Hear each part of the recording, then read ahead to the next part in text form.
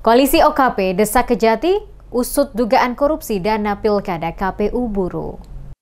Sejumlah pemuda yang tergabung dalam Koalisi Organisasi Kepemudaan atau OKP Bela Rakyat menggelar aksi unjuk rasa di depan kantor Kejaksaan Tinggi atau Kejati Maluku pada Senin 26 Mei. Mereka menuntut Kejati Maluku mengusut tuntas dugaan korupsi dana hibah pilkada oleh Komisi Pemilihan Umum atau KPU Kabupaten Buru. Dalam aksinya, para demonstran membawa spanduk dan poster berisi tuntutan agar Kejati Maluku menangkap dan memproses hukum ketua serta 4 komisioner KPU Buru yang diduga terlibat dalam penyalahgunaan anggaran pilkada 2024 senilai 33 miliar rupiah. Aksi berlangsung sekitar 10 menit sebelum perwakilan koalisi OKP diterima untuk mediasi oleh pihak Kejati Maluku yang diwakili oleh Kasih 1 Bidang Intelijen Fernando Enrico Partai.